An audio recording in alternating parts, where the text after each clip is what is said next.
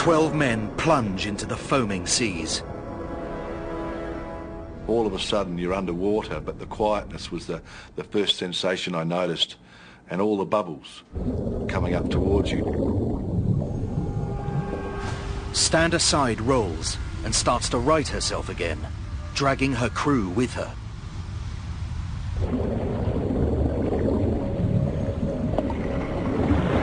We were ripped through the water with huge force, and you're supposed to come up the other side. I didn't come up.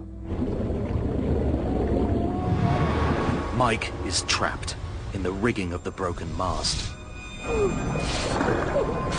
He realizes he is facing death. It was at that stage I said basically my goodbyes. I was quite calm. I remember seeing my 3 kids' faces that I could actually reach out and touch them. It was so clear. As the oxygen level in Mike's blood plummets, he starts to black out. His vision dims. My vision wasn't back yet. I was still seeing double, and really wasn't getting a lot of light in my eyes. Mike is blacking out.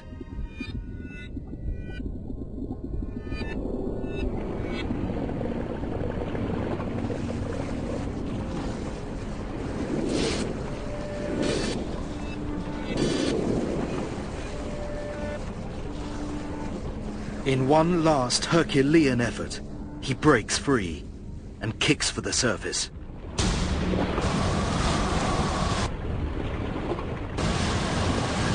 His mates drag him back into the boat, but their ordeal is far from over.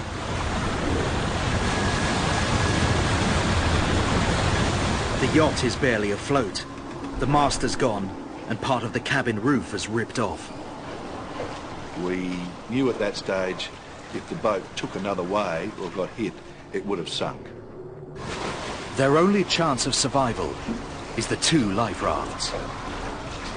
Each contains vital survival gear and can take 6 men. The first inflates on impact with the water. They tie the lanyard to the stern to secure it and throw in the second. To their horror, it fails to inflate. Before they can grab it, it slips away.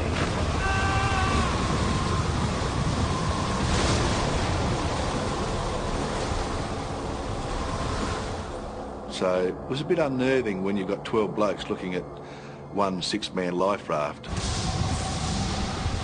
The 12 men decide to stick together and take their chances on board the sinking yacht. They frantically start to bail and begin hurling as much equipment as they can overboard.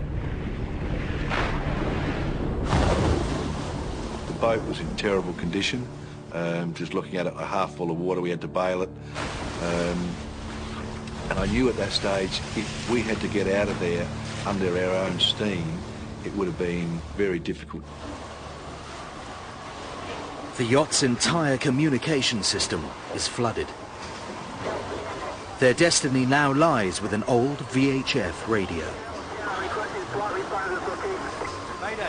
They send out a mayday and hope someone hears them. The situation is now critical. Mayday, this is Stand Aside. Mayday, mayday. Australian search and rescue services on the mainland pick up Stand Aside's cry for help. They relay the message to the nearest helicopter in the area. ABC pilot Gary Ticehurst is the closest man to the scene. He's just 64 kilometers south of the stricken yacht. Search and rescue ask him to locate the boat and report back on the situation. And then we really turned from being a media helicopter to really a search and rescue helicopter trying to find yachts that were in trouble. Ticehurst sets the coordinates for his chopper and fights his way through the storm force winds. And the wind was so strong it was just taking the tops off these waves going across the ocean. After 15 minutes, he reaches Stand Aside.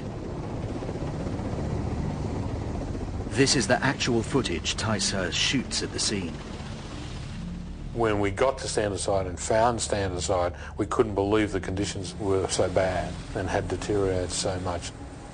70-knot winds, 100-foot waves, and there was a yacht in the water with half its deck gone and most of the roof gone. Ticehurst holds his course in the headwind and establishes radio contact with the crew below.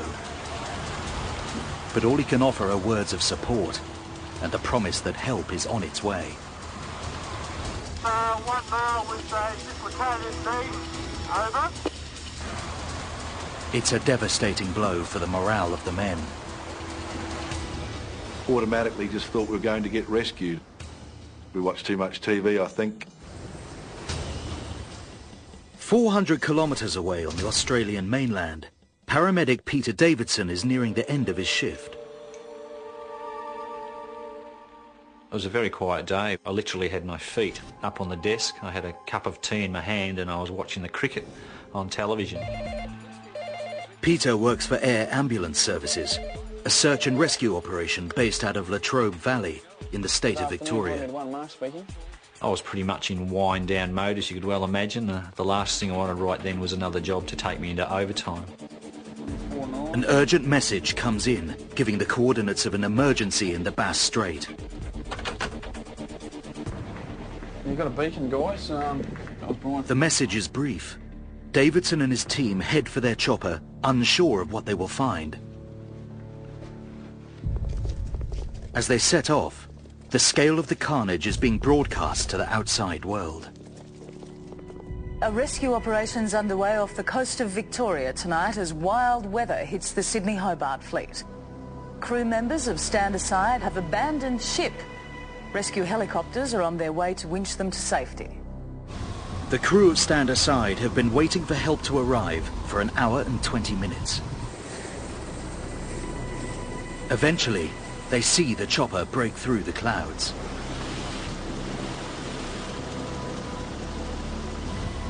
I still had no doubt that he was going to rescue us. If I was going to get rescued, I was going in that helicopter. Nothing was going to stop me.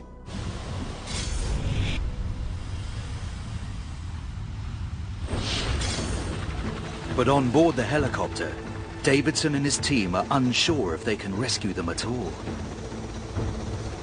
In the heavy swell, Standerside is a constantly moving target. To add to the challenge, the chopper is being buffeted by the storm. It is impossible to hold position. It was just absolutely mind-blowing. I was in the back there looking out the window just thinking, this is just impossible. And I was petrified at the thought of having to get into this, and I was just thinking it's going to be suicide if we got out.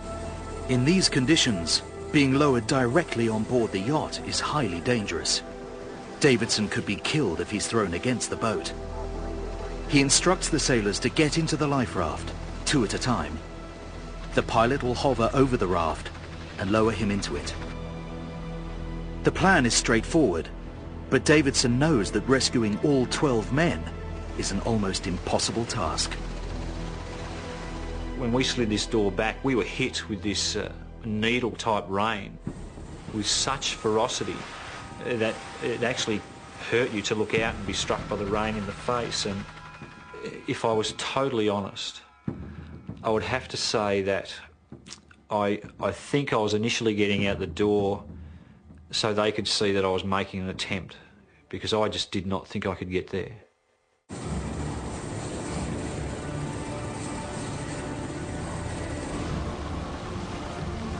On the boat, Mike Marshman is elected to be the first into the raft. But he's unsure whether he too can make it.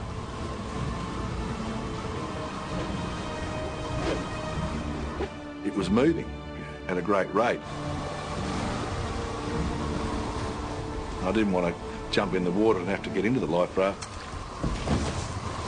So I made sure I hit dead centre. He makes it. Now Davidson is lowered from the chopper into the blasting winds. AB